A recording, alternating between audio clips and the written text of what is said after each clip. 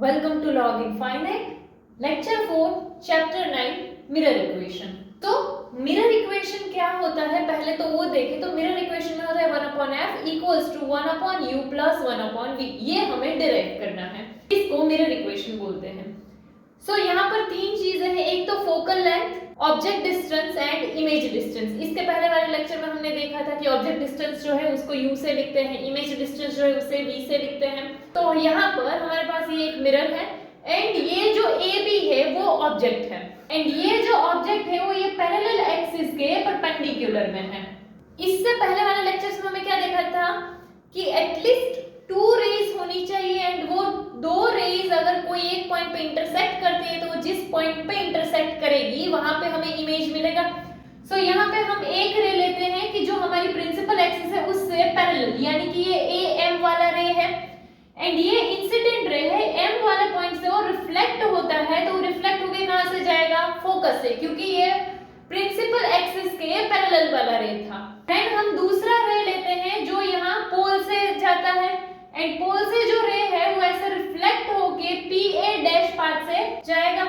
सो ये दोनों रेज अगर हम देखें, ये इंसिडेंट रे है एंड ये जो है वो रिफ्लेक्टेड रे है। एक तो क्या है PA डैश एंड ये जो F से जा रहा है, तो ये दोनों रेज कहाँ इस पॉइंट पे इंटरसेक्ट कर रहे हैं, तो इस पॉइंट पे हमें इमेज मिलेगा। नाउ ये दोनों जो है इंटरसेक्ट कर रहे हैं यानी कि रियल इमेज मिलेगा। हमने इसके पहले वाले लेक्चर में रियल एंड वर्चुअल इमेज वाला देखा था कि अगर एक्चुअल में इंटरसेक्ट करते हैं तो रियल इमेज मिलेगा, एक्चुअल में इंटरसेक्ट नहीं करते हैं बट हम एक्सटेंड करके लाते हैं तो फिर वर्चुअल इमेज मिलेगा। सो यहाँ पर हमें क्या मिला है? रियल इमेज मिला, क्योंकि ये दोनों इस पॉइंट पे इंटरसेक्ट कर रहे हैं। एंड रियल इमेज ऑलवेज कैसा होता है? इन्वर्टेड होता है। जब भी तुम इमेज के लिए लिखोगे तो ऑलवेज होगा रियल एंड इन्वर्टेड, कि रियल इमेज जो है वो इन्वर्टेड होगा। सो ये जो है यहाँ क्या मिल गया हमें? B dash A dash. C ये क्या था? AB था, वो यहाँ से ऐसे हो गया B डैश A डैश हो गया। चलो सो यहाँ हमने देख लिया कि हमें तीन चीजों की जरूरत है, एक तो है focal length, object distance and image distance. तो फोकल लेंथ क्या होगा? ये पोल से फोकस तक का डिस्टेंस, ये F हो जाएगा। देन इमेज यहाँ पर मिल रही है तो पोल से इमेज तक का डिस्टेंस ये V हो जाएगा। एंड ऑब्जेक्ट डिस्टेंस जो है वो ये ऑब्जेक्ट है एंड पोल, ये जो डिस्टेंस है वो क्या आ जाएगा? Object distance. नाउ जो भी सारे डिस्टेंस हम मेजर करते हैं वो कहां से करने हैं? पोल से करने हैं। एंड हम ऐसा मानते हैं कि MP यहाँ पर ये ऐसे परपेंडिकुलर होगा, ये दोनों पॉइंट क्लोज होंगे कि इनके बीच का डिस्टेंस जो है वो नेग्लिजिबल हो। सो इसीलिए हम क्या मानेंगे कि ये MP जो है वही ये स्ट्रेट लाइन है। हमें जो डिराइव करना है उसमें पहले ये F एंड V, इन दोनों के लिए तो हमारे पास ट्राइंगल है कि जैसे एक हम ट्राइंगल ये ले लेते हैं एंड एक ट्राइंगल ये लेते हैं पहले। तो एक ट्राइंगल कौन सा है? A dash B dash F and ये जो दूसरा ट्राइंगल है वो कौन सा है हमारे पास? MPF। ये दोनों ट्राइंगल लेते हैं। ये दोनों ट्राइंगल कैसे? सिमिलर ट्राइंगल है। सो यहाँ पे पहले तो ये ऐसे वर्टिकली अपोजिट एंगल बनेगा। सो ये दोनों एंगल जो है वो सेम टाइप के होंगे। एंड यहाँ पर हम वो थ्योरम भी यूज कर सकते हैं कि जो सिमिलर ट्राइंगल है उनके करस्पॉन्डिंग साइड्स का रेशियो इक्वल आता है। सो यहाँ पे करस्पॉन्डिंग साइड्स के हिसाब से ले तो यहाँ पर कौन सा? जैसे ये A डैश B डैश है वैसे यहाँ पर ये क्या आ जाएगा? MP आ जाएगा। सो यहाँ पर हमने वही रेशियो लिया है, ये क्या आ गया? B dash A dash upon में PM, ऐसा आ जाएगा। फिर दूसरी साइड कौन सी? तो यहाँ पर है ये एक तो B डैश F एंड यहाँ पर क्या है? FP। तो इसीलिए यहाँ क्या आ गया? B डैश F अपॉन में FP। सो यहाँ पे क्या है? ऊपर क्या है? ये B डैश A डैश है एंड नीचे क्या है? PM। बट अगर हम यहाँ पर देखें तो ये अगर ऐसे परपेंडिकुलर है तो यहाँ से तो ऐसे रेक्टेंगल जैसा बनता है। तो यहाँ पर अगर AB है तो यहाँ पर भी ये जो वैल्यू है उसी के जितना वैल्यू होगा। तो हम ऐसा बोल सकते हैं कि जो PM है वो किसके इक्वल है? BA के इक्वल है। तो जहां हमारे पास PM है उसकी जगह हम BA का वैल्यू डाल सकते हैं। सो ये क्या आ जाएगा? B dash A dash upon में PM की जगह आ गया BA इक्वल्स टू में B डैश F अपॉन में FP। ऐसा एक इक्वेशन मिल गया हमें। नाउ हम दूसरे ट्राइंगल लेते हैं, जैसे कि यहाँ पर हमने इमेज तो ले लिया है बट ऑब्जेक्ट बाकी है, तो ऑब्जेक्ट वाला एक ट्राइंगल है तो एक ये ट्राइंगल आ सकता है कि ABP। ये जो बड़ा ट्राइंगल है एक ये ABP एंड दूसरा उसके साथ कौन सा लेते हैं? ये A dash B dash P। ठीक है। सो एक ट्राइंगल ये है A dash B dash P and जो दूसरा ट्राइंगल ले रहे हैं वो ये है ABP। हम क्या सोचते हैं? ये दोनों ट्राइंगल कैसे हैं? सिमिलर है। सिमिलर है यानी करस्पॉन्डिंग साइड्स का रेशियो क्या आएगा? इक्वल आएगा। सो यहाँ पे अगर ये ए बी वाली साइड है तो उसके साथ कौन से ले लेते हैं, ये बी डैश ए डैश, इसलिए यहाँ क्या आ गया बी डैश ए डैश अपॉन में बी ए। फिर यहाँ पर दूसरी साइड जो है वो क्या है बी डैश पी, एंड यहाँ पर जो दूसरी साइड है वो क्या है बी पी, सो इसलिए यहाँ पर ये आ गया कि बी डैश पी अपॉन में बी पी। ये सेकंड इक्वेशन आ गया। नाउ ये first equation and second equation को अगर हम देखें तो यहाँ पर बी डैश ए डैश अपॉन में बी ए है, यहाँ पर भी बी डैश ए डैश अपॉन में बी ए है, तो ये दोनों इक्वेशन को कंपेयर करने पर हम क्या बोल सकते हैं कि ये एंड ये दोनों ही क्या होंगे इक्वल होंगे। सो हम क्या लिख सकते हैं बी डैश एफ अपॉन में एफ पी इक्वल्स टू में बी डैश पी अपॉन में बी पी, ऐसा लिख सकते हैं। नाउ हमारे पास वैल्यू जो है ना वो सबके लिए है।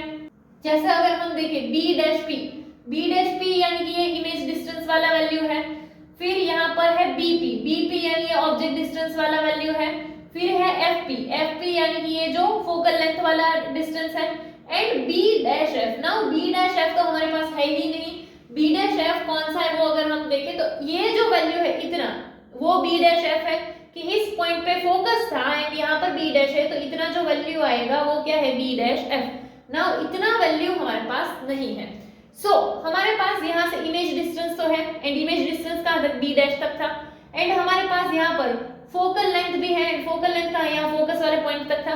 सो हम ऐसा कर सकते हैं कि v में से को अगर माइनस कर दे तो हमें इतना डिस्टेंस मिल जाएगा, यानी कि क्या बोल सकते हैं कि b डैश p माइनस में fp, तो हमें b डैश f मिल जाएगा। सो यहाँ पर वही हमने लिख दिया कि b डैश p माइनस में fp अपॉन में fp इक्वल्स टू में b डैश p अपॉन में bp। इसका वैल्यू क्यों चेंज किया ये मैंने बताया, ये जो है हमने इसलिए चेंज किया है क्योंकि बाकी सबके लिए यहाँ पर डिस्टेंस था, इसके लिए डायरेक्ट डिस्टेंस नहीं था, इसीलिए हम उसको डिस्टेंस वाला पुट कर सके इसमें लेकर आए।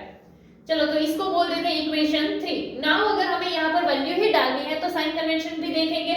हमने इसके पहले लेक्चर में साइन कन्वेंशन सीख लिया है, उसमें क्या था कि इंसिडेंट रे से अपोजिट डायरेक्शन में गए तो नेगेटिव एंड इंसिडेंट रे की सेम डायरेक्शन में गए तो पॉजिटिव। सो सारे डिस्टेंस मेजर तो पोल से करने हैं, तो चलो पहले अगर हम b डैश p वाला देखते हैं कि चलो यहाँ से ये है, यहाँ पर पोल है b डैश, यहाँ पर है b डैश p, यानी यहाँ से हम इस डायरेक्शन में जाएंगे तो इंसिडेंट रे इधर है, हम यहाँ से मेजर कर रहे हैं तो अपोजिट यानी कि क्या माइनस आ जाएगा, एंड ये b डैश p ये क्या था इमेज डिस्टेंस, तो इसीलिए ये क्या आ गया माइनस v।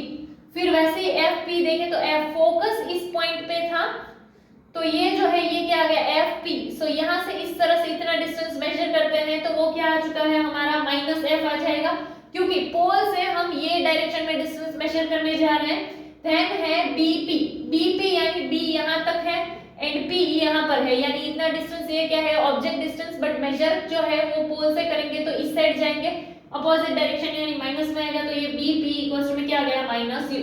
नाम अगर वैल्यू पुट कर दे तो b डैश p जो है वो क्या था माइनस v, fp जो है वो क्या है माइनस f, बट यहाँ पर ऑलरेडी माइनस है तो ये माइनस एंड fp की जगह अगर हम ऐसे माइनस f डालेंगे तो माइनस माइनस क्या हो जाएगा प्लस, इसीलिए यहाँ क्या लिख दिया प्लस f अपॉन में है fp यानी वो क्या आ जाएगा माइनस f इक्वल्स टू में b डैश p जो है वो क्या था माइनस v एंड देन है bp जो है वो क्या था माइनस u। ये माइनस माइनस चला जाएगा। सपोज कि यहाँ पर जो है हम इसमें से अगर माइनस को कॉमन निकाल लें तो v किस में आ जाएगा प्लस में एंड f किस में आ जाएगा माइनस में, ये माइनस एंड ये माइनस चला जाएगा। सो ऐसा हो जाएगा कि v माइनस f अपॉन में f इक्वल्स टू में v अपॉन में u। सो ये जो f है इसे दोनों के सेपरेट सेपरेट डिनोमिनेटर में लिख सकते हैं, तो वो ऐसा हो जाएगा कि v अपॉन f माइनस में f upon f equals to v upon u। ऐसा क्यों किया है ताकि यहाँ पर भी f है यहाँ भी f है, ये f से f कैंसिल हो जाएगा तो बचेगा क्या v upon f minus 1 equals to v upon u।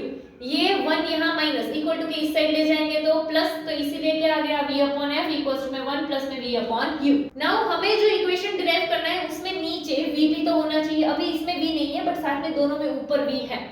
सो एक काम करते हैं इस इक्वेशन को v से डिवाइड कर देते हैं। सो ये वाले टर्म को अगर डिवाइड करेंगे तो क्या v से v कैंसिल हो जाएगा तो बचेगा क्या 1 अपॉन में f एंड यहाँ पर जो है इसको अगर v से हम डिवाइड करेंगे तो ऊपर तो 1 ही था यानी क्या आ जाएगा 1 अपॉन में v एंड यहाँ पर v अपॉन u है, इसको अगर v से ऐसे डिवाइड कर रहे हैं v से v कैंसिल हो जाएगा तो बचेगा क्या 1 अपॉन u।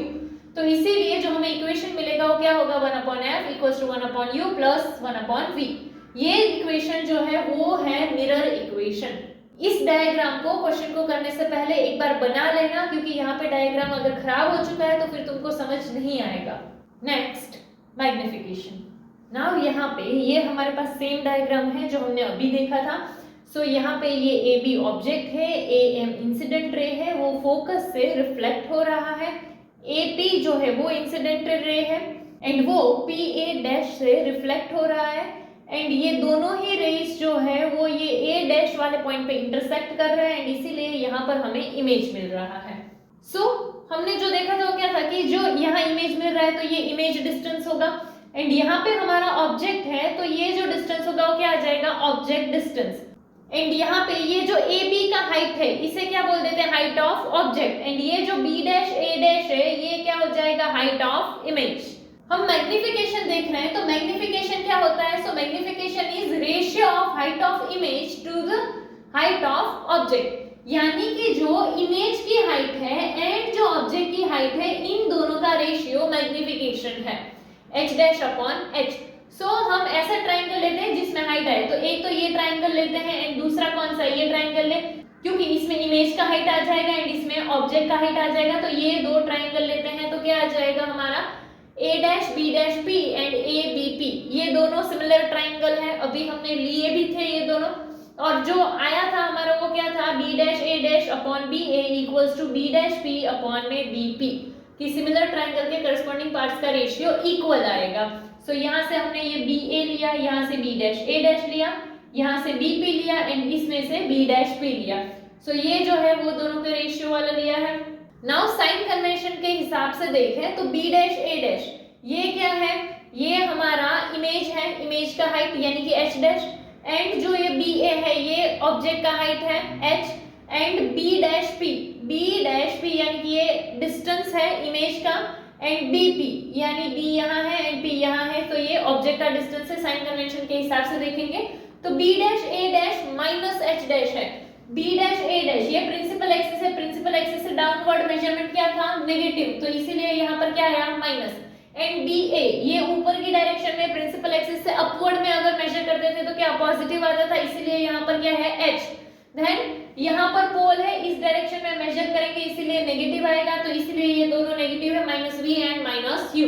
सो अगर हम यहाँ पे पुट करें तो बी डैश ए डैश यानी कि ये एच डैश, तो यहाँ क्या आ गया minus H dash, then B A वो क्या है H equals to B dash P है minus V and B P जो कि है माइनस यू। सो ये दोनों में ही माइनस कैंसिल हो जाएगा, यहाँ पे माइनस है तो एक काम कर सकते हैं अपोजिट साइन कर दे तो ये प्लस हो जाएगा तो ये माइनस हो जाएगा, इसलिए यहाँ पर क्या आ जाएगा H dash upon H equals to minus V upon Q.